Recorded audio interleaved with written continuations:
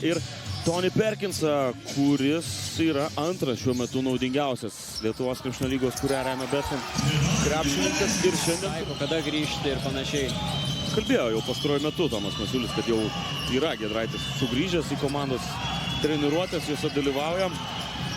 O čia Laurinas Birutis. Puikus šansas ne tik žiūrovom pamatyti elitinę komandą savo namų arenoje, bet ir žaidėjams pastikrinti. Tai smagu bus pamatyti, kokie bus. Yra atstovavęs Žalgirio dubleriams ne vienerius metus Justinas Ramanauskas. Rupštavičiaus. Geresnė stadija tuom, kad treneris Laimonas Eglinskas pasitikė visais žaidėjais, kuriuos leidžia. Jeigu leidžia žaisti, tai reiškia jo labai pasitikė ir matome tiek minučių surinko 13 naudingumo balų ir irgi matom, kad to pasitikėjimo tikrai netrūksta šiam 18-mečiui krepšininkui. Jo reidas dabar. Žaidimuila tiesiog užmynė ten galinę liniją, bet geras darbas ir iš Biručio turbūt buvo atliktas, neleido ten varžovui lengvai jaustis, o Eglinskas, Jonas Zakas ant parketo ir Ethanas Jaguar, Rupštavičiaus, dar vienas bandymas iš toli, šįkart nesėkmingai. Dar viena proga ir dabar.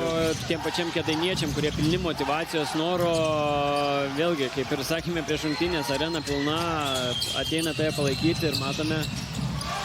Baginėjo kėlinį, dar porą sekundžių lieka, Raitas antruoju bandymu taškų irgi nepelno, 19-21. Žalgiris pataikė 8 iš 17, Kėdainiai 7 iš 16.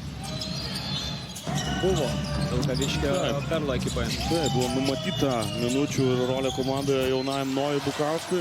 Remiasi labiau individualiu meistriškumu, sakykime, savo individualiais sugebėjimais ir šiandien tas kol kas teisinasi. Nuostabu. Ir 5 taškai lieka. Dastinas Leiva gali atsakyti taiklių tritaškių, to nepadaro. Daubaris ima kamuolį puolime. Nėra labai aukštas, tai nėra taškų, tokios rungtynės ir 9 taškai jau didelė persvara. Dovydas Ulanovas. Ulanovas nugarą prieš Zaką, Valantinas pasiruošęs padėti, Petersonas atsitraukė nuo Giedraičio, dar Žalgiris susigrąžino, Dovydas Giedraitis. Trūko, kad čia dar blogiau viskas baigtųsi pirmoje mačo pusėje Kėdainių Nevėžį Paskolų klubui. Pirmajame kėlinyje kėdainiečiai laikėsi. Tritaškių metimų viena komanda, Žalgiris pataikė 7 tritaškius, 50%. Kėdainiečiai galbūt 2 taškus ir pataiko dar baudos metimą. 7-2 kėlinį pradeda Kėdainių Nevėžis Paskolų klubas, bet Žalgirinkas Gontoli atšoko kamuolys, Lyva pasileidžia į priekį, prasižengti niekam nepavyksta. Ir šiandien taip, kaip jie dažniausiai yra įpratę. Čia ir Žalgirio ilga ataka, Brazdeikis. Kiek mažiau epizodiškai žaidžia ir Kajus Mikalauskas, kuris galbūt ir nėra tas toks patyręs žaidėjas ir būtent jį dabar ir išnaudojo. Tai atakai. Ulanovas atiduoda kamuolį Butkevičių. Koks Butkevičius perdavimas, Dovis Giedraitis iš kampo netaikliais ir vis laiko dažniausiai tie, nenoriu taip sakyti, prastesni metikai, jie tampa daug pavojingesni.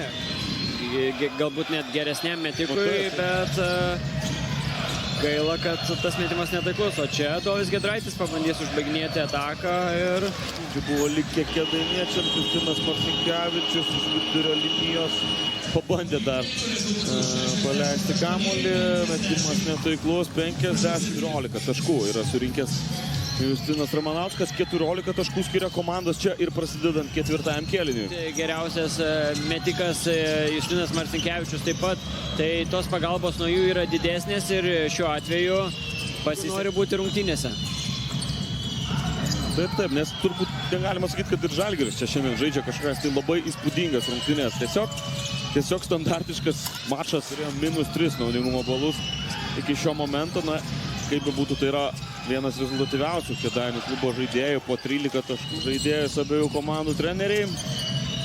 Ignui Štombergui tai pirmosios rungtynės šiame sezone už pagrindinę skirtumas.